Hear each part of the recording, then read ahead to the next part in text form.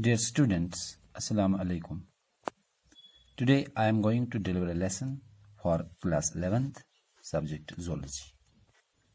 Since we are studying the structure of cell, and in our previous classes we have already studied about different cell organelles like mitochondria, plastids, etc. Now today we will discuss about other cell organelles. First of all, we will study about the cell organelle known as the ribosomes. These ribosomes are basically non-membranous granular structures which are basically composed of ribonucleoprotein. These non-membranous granular structures were first of all observed under microscope by George Palade in 1953. That is why they are also known as Palade particles. These ribosomes are essentially used for the protein synthesis in the cell. The ribosomes may be found free in the cytoplasm of the cell, or they may be bound to different organelles of the cell. If they are found free in the cytoplasm, then they are known as free ribosomes. Sometimes these ribosomes are attached to mitochondria, then in that case they are known as mitoribosomes, or sometimes they are also attached to the plastids when they are known as plastidoribosomes, depending upon their occurrence. Therefore, the ribosomes are of different types. These ribosomes are found in both eukaryotic as well as prokaryotic cells. A typical ribosome essentially consists of two subunits. One is a larger subunit and a smaller subunit. So for the types of ribosomes are concerned, the ribosomes have two types, that is 80S and 70S, where S stands for the sedimentation coefficient, or the S is also called as Sedberg's constant.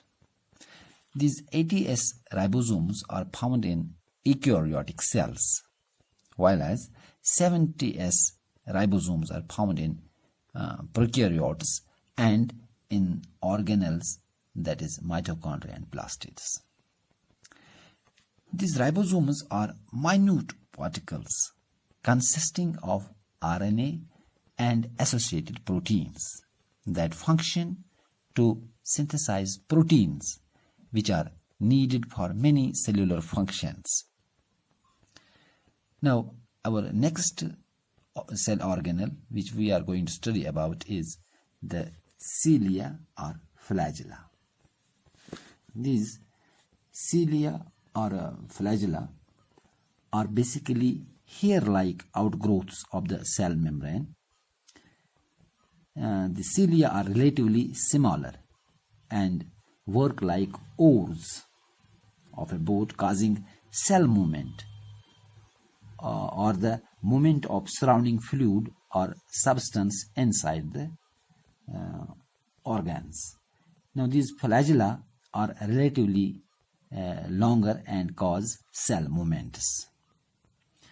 The ultrastructure of these cilia or flagella, as is depicted in this sketch, we can see that these cilia or flagella have a plasma membrane covering the core. This is the plasma membrane, and the axonema possesses 9 microtubules, doublets. You can see here these are the 9 microtubule doublets along the periphery, and a pair of centrally located microtubules. Such an arrangement of microtubules is called as 9+2 array or 9+2 structure. The central tubules are connected by a bridge, as you can see in this sketch.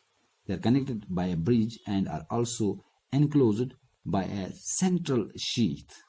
The central sheath is connected to one of the tubules of each peripheral doublets by a radial spike. So there are 9 radial spikes also. The peripheral tubules are also interconnected by linkers.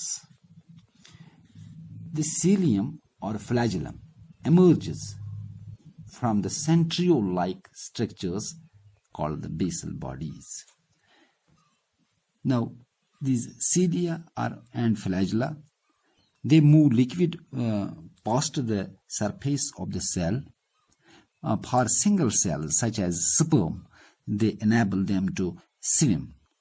For those cells which are anchored in a tissue like epithelial cells lining our air passages, they move the liquid over the surface of the cell. For example, moving the mucus from our alveoli or bronchioles towards the throat in our lungs, and thus they help in expectoration. Expectoration means to expel the phlegm from the throat or lungs by coughing or hawking. Now, these are the important functions of the cilia and flagella. Now, in our next class, we will study about the nucleus of the cell. Until then, goodbye and good luck.